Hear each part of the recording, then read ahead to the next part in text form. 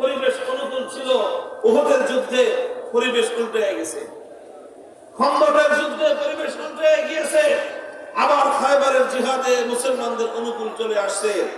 পরিবেশ কখনো ওয়াতিলকাল আইয়ামু নুদাবিলুহা বাইনান নাস, আল্লাহ পাক কখনো বাতাস এদিকে প্রবাহিত করবেন তোমার অনুকূলে, কখনো বাতাস প্রবাহিত হবে তোমার প্রতিকূলে।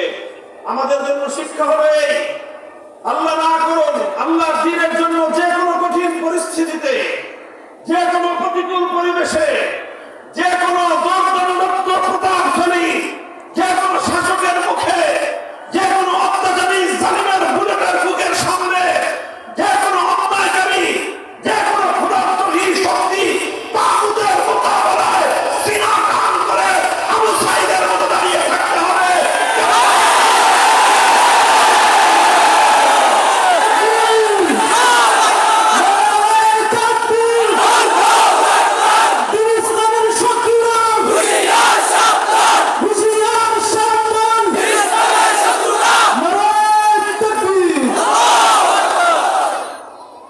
এটা হলো একটা কথা। দুই নম্বর কথা হলো এই, জিসকা জিতনা হো কুরবানি উতনি খুদা কি মেহেরবানি। বিপদের সময়ে, দুর্দিনে ইসলামের যারা বন্ধু, সুদিনের বন্ধুদের চেয়ে তাদের মূল্য অনেক বেশি। কাজেই শপথ করতে হবে। যখন মক্কা বিজয় হয়ে গেল, যে মক্কা থেকে, যে মক্কার অধিবাসীরা 13 বছর পর্যন্ত ইসলামকে ধ্বংস করার পায়তারা চালিয়েছে, আল্লাহর নবী তাদের অত্যাচারে, উৎপীড়নে মক্কা ছেড়ে চলে যেতে বাধ্য হলেন, মদিনায় গিয়ে আশ্রয় নিলেন। এই মক্কার দুরাচার কুরাইশের কাফেরেরা, তারা সেখানে গিয়ে মুসলমানরা যেন শান্তিতে ঘুমাতে পারে, তার জন্য যা কিছু ব্যাঘাত ঘটানোর জন্য যা করা দরকার তাই তারা করেছে। মদিনার উপর হামলা করার জন্য বারবার তারা আক্রমণ চালিয়েছে। এই সব কিছুর পরে 8ম হিজরিতে যখন মক্কা বিজয় হলো এবং মক্কায় আল্লাহর দ্বীন জিন্দা হয়ে গেল, মক্কায় দ্বীন কায়েম হয়ে গেল, একজন এসে বলল, যে ইয়া রাসূলুল্লাহ, আমি তো এখন মক্কা থেকে মদিনায় হিজরত করতে চাই। আল্লাহ নবী বললেন, লা হিজরাতা বা'দাল ফাতহি ওয়ালাকিন জিহাদুন ওয়া নিয়্যাতুন। লা হিজরাতা বা'দাল ফাতহি ওয়ালাকিন জিহাদুন ওয়া নিয়্যাতুন। এখন আর মক্কা ছেড়ে মদিনায় হিজরত করার কোনো ফজিলত নাই, কারণ এখন মদিনাও যেরকম ইসলামের দেশ, মক্কাও এখন ইসলামের দেশ। কাজেই এক ইসলামের দেশ ছেড়ে আরেক ইসলামের দেশে যাওয়ার মধ্যে বিশেষ কিছুই নাই। তবে তুমি যদি এই ফজিলত হাসিল করতে চাও, আগে যারা কঠিন সময়ে মক্কা ছেড়ে মদিনায় গিয়ে আশ্রয় নিয়ে হিজরত করার মতো বিপুল পরিমাণ বিশাল সওয়াব হাসিল করেছে, আল্লাহর সন্তুষ্টি এবং নৈকট্য অর্জন করেছে, সেই পরিমাণ নৈকট্য যদি তুমি অর্জন করতে চাও, তাহলে তোমার জন্য দুটো রাস্তা, দুটো পথ। 1 নম্বর পথ হলো ওয়ালাকিন জিহাদুন, তোমাকে আল্লাহর রাস্তায় জিহাদে শরীক হতে হবে, জিহাদে যেতে হবে, জিহাদের জন্য মাথায় আমা বাঁধতে হবে, জিহাদের জন্য নিজেকে প্রস্তুত করতে হবে। আর এভাবে শত্রুর মোকাবেলায় নিজের জান মাল নিয়ে নিজেকে সমর্পণ করে দিতে হবে। এর মাধ্যমে তুমি হিজরতের সমান সওয়াব পাবে। 1 নম্বর ওয়ানিয়াতুন। আর 2 নম্বর হলো আরেক ভাবে তুমি হিজরতের সমপরিমাণ সওয়াব পেতে পারো। সেটা হলো এই, তুমি নিজে নিজে পণ করো, নিজে নিজে শপথ করো। দুনিয়ার কাউকে বলতে হবে না, শুধু আল্লাহকে বলো যে আল্লাহ, আমি শপথ করলাম, আমি পণ করলাম, আবার যদি কোনোদিন এই মক্কা নগরীতে কুফরের রাজত্ব প্রতিষ্ঠিত হয়, আবার যদি কোনোদিন এই মক্কায় বাতিল বিজয়ী হয়ে যায়, আবার যদি কোনোদিন এই মক্কায় তোমার শত্রুদের আধিপত্য প্রতিষ্ঠিত হয়, সেই দিন আমি নিজের বাড়ির মায়ায়, নিজের পরিবারের মায়ায়, নিজের সন্তান এবং আপনজনদের মায়ায় মক্কায় পড়ে থাকবো না, বরং সেই দিন আমি তোমার দ্বীনের জন্য সব কিছু ছেড়ে তোমার কথা আমি নিজেকে সুপর্দ করে দিব। যদি কেউ এই নিয়ত করতে পারো, তাহলে হিজরত না করেও তুমি হিজরতের সমপরিমাণ সওয়াব লাভ করতে পারবে। শপথ করেন বাংলাদেশের শত্রুরা, আমি বাংলাদেশ বলি কারণ বাংলাদেশ এবং ইসলাম একটা আরেকটার সাথে ওতপ্রোতভাবে জড়িয়ে আছে। ইসলাম বাদ দিলে বাংলাদেশ বাংলাদেশ থাকে না, ইসলাম বাদ দিলে বাংলাদেশ থাকে না। যারা ইসলামকে বাদ দিয়ে বাংলাদেশের পরিচয় দেয় তারা বাংলাদেশের সঙ্গে গাদ্দারি করে।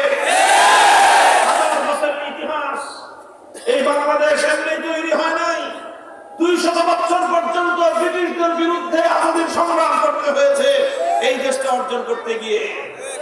ব্রিটিশ বিতাড়িত হওয়ার আগেই আবার আরেকটা সংগ্রাম করতে হয়েছে, লড়াই করতে হয়েছে, জীবন দিতে হয়েছে এই জনপদের মানুষকে।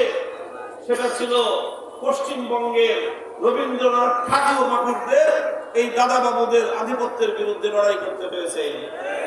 রবীন্দ্রনাথ আজকে বাংলাদেশের অনেক এক শ্রেণীর মানুষের কাছে একটা দেবতা তুল্য হয়ে গেছে, অথচ বিগত 100 বছর, বিগত 19 শতকে, 18 শতকে সে একজন চরম সাম্প্রদায়িক মুসলিম বিদ্বেষী ব্যক্তি ছিল।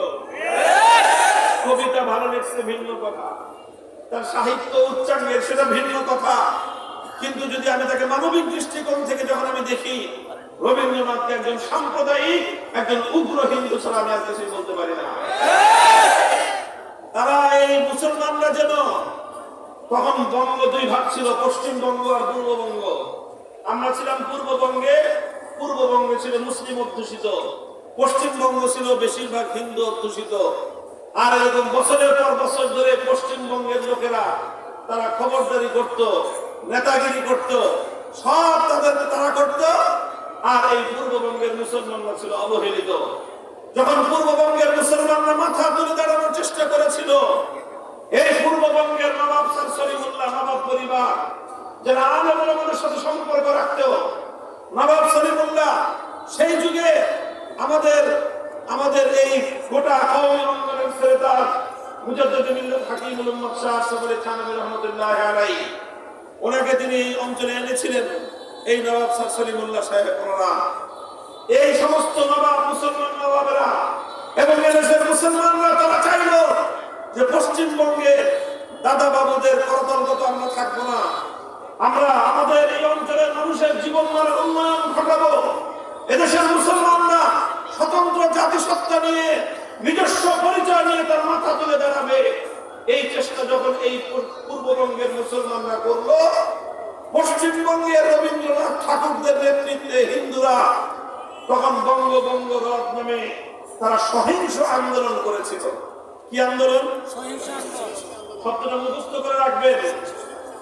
আমরা যখন আন্দোলন করি তখন আমাদেরকে জঙ্গিবাদী বলো, অথচ এই রবীন্দ্রনাথ ঠাকুর এবং তার সহকর্মীরা তাদের আন্দোলনের নামই ছিল সহিংস আন্দোলন, মানে জঙ্গিবাদী আন্দোলন। সেই সহিংস আন্দোলনের মাধ্যমে শত শত মানুষ মুসলমানদেরকে পুড়িয়ে মেরেছে, আর এইভাবে সহিংসতার মধ্য দিয়ে পূর্ববঙ্গের মুসলমানদের উত্থানকে তারা ঠেকিয়ে রাখার চেষ্টা করেছিল। পূর্ববঙ্গের মুসলমানরা লড়াই করেছে।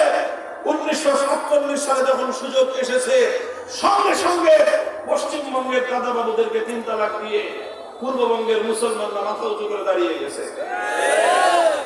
এটা গেছে দ্বিতীয় সংগ্রাম আমাদের, পশ্চিমবঙ্গের দাদা বাবুদের বিরুদ্ধে পূর্ববঙ্গের মুসলিম জাতিসত্তা গড়ার লড়াইয়ের সংগ্রাম। এরপরে আসছে পশ্চিম পাকিস্তানের খান পাঠানদের বিরুদ্ধে লড়াই। ওরা মুসলমান, আমরাও মুসলমান, কিন্তু ওরা বললো মুসলমান মুসলমান হলে কি হবে, তোরা বাঙালি আর আমরা হলাম পাঞ্জাবি, সুতরাং পাঞ্জাবিরা হলো উত্তর, বাঙালিরা হলো অধম, বাঙালিরা হবে গোলাম আর পাঞ্জাবিরা করবে প্রভুত্ব। আমরা তখন পরিষ্কার তাদেরকে বলে দিয়েছিলাম। আমাদের একজন মাওলানা আব্দুল হামিদ খান ভাসানী ছিল, তিনি বলে দিয়েছিলেন, সালাম জানাই দিলাম তোমাদেরকে। তিনি বলেছিলেন, এবং সেই কথা আজও আমরা বলি, আমাদের একজন প্রভু আছে, তিনি কোথায়? কোথায়? আরশের উপর। আমাদের এক প্রভু আরশের উপর, আরশের মালিক আমাদের এক প্রভু, ওই এক আল্লাহ আমাদের রব, আল্লাহ আমাদের প্রভু। এছাড়া আসমান আর জমিনের মধ্যখানে আমাদের আর কোনো প্রভু নাই। কেউ যদি আমাদের দিকে ভ্রাতৃত্বের হাত বাড়িয়ে দেয়, আমরাও তাকে ভাই হিসেবে গ্রহণ করতে প্রস্তুত, কিন্তু কেউ যদি আমাদের দিকে প্রভুত্বের হাত বাড়িয়ে নিতে চায়, আমরা দরিদ্র হতে পারি, দুর্বল হতে পারি, আমাদেরকে দুর্বল ভেবে আমাদের উপর যারা প্রভুত্ব করতে আসে, এটা ইতিহাস হলো সেই প্রভু মনে যাওয়া মাতৃদের হাত ভেঙে আমরা ঘুরিয়ে দেয়। সেই ইতিহাস আলহামদুলিল্লাহ 2024 সালে বাংলাদেশের বাচ্চা বাচ্চা ছেলেরা দেখিয়ে দিয়েছে আবার এদেশে তোমরা প্রভুত্ব স্থাপন করতে চেয়েছিলা, তোমরা তোমাদের প্রভুত্ব বাস্তবায়ন করতে চেয়েছিলে, এদেশের 4 কোটি ছাত্র জনতাকে তোমরা অপমান করেছিলে। তোমাদের গুটি কয়েক এই অভিজাত পরিবারের সন্তানদেরকে বাদ দিয়ে গোটা বাংলাদেশের খেটে খাওয়া মেহনতি শ্রমিক মজদুরদের সন্তানদেরকে, স্কুল কলেজ মাদ্রাসা ইউনিভার্সিটির সন্তানদেরকে তোমরা তুচ্ছ তাচ্ছিল্য করেছিলে, রাজাকারের বাচ্চা বলে গালি দিয়ে গোটা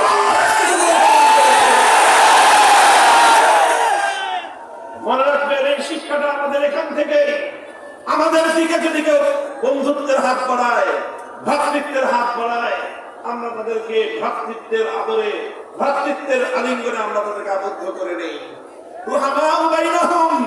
যারা বলবে আমরা তোমাদের ভাই, আমরাও বলবো তোমরা আমাদের ভাই।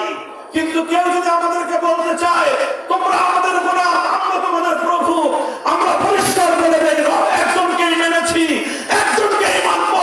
সেই রব ছাড়া যে কেউ আমাদের উপর প্রভুত্ব করতে আসবে, আমরা সেই মাখলুক প্রভুত্বের ফলনে আমাদেরকে হাত ভেঙে গুড়িয়ে দিতে আমাদের এতটুকু করতে হবে।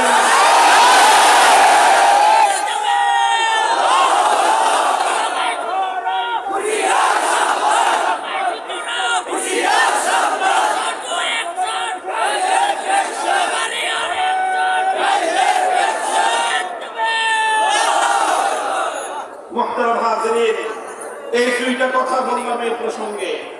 সর্বশেষ কথা আমার, ওয়ালা সালাসাতিল্লাযীনা খুল্লিফু হাত্তা ইযা দাকাত আলাইহিমুল আরদু বিমা রাহাবাত ওয়া দাকাত আলাইহিম আনফুসুহুম ওয়া যান্নু আল্লা মালজাআ মিনাল্লাহি ইল্লা ইলাইহি সুম্মা তাবা আলাইহিম লিয়াতুবু ইন্নাল্লাহা হুয়াত তাওয়াবুর রহিম। এই জিহাদের মধ্যে কিছু মুনাফিকরা বাটপারি করেছিল। মুনাফিকরা তারা যুদ্ধে যায় নাই, জিহাদে যায় নাই, ধোঁকাবাজি করেছে, প্রতারণা করেছে, ছলচাতুরির আশ্রয় নিয়েছে। ছলচাতুরির আশ্রয় নিয়ে মিথ্যা অজুহাত দাঁড় করিয়ে তারা ইসলামের পক্ষে জিহাদে অংশগ্রহণ করে নাই। অর্থাৎ তারা শুধু ইসলামের নামে মধু খাবে, কিন্তু ইসলামের নামে রক্ত দিবে না। এই সুবিধাবাদী চরিত্র ইসলামের মধ্যে গ্রহণযোগ্য নয়। শুধু ইসলামের নামে হালুয়া খাইবা আর ইসলামের জন্য রক্ত দেওয়ার প্রশ্ন আসলে তুমি বলবো তুমি যাও, আমি নাই। এই সকল চরিত্র ইসলাম পছন্দ করে না।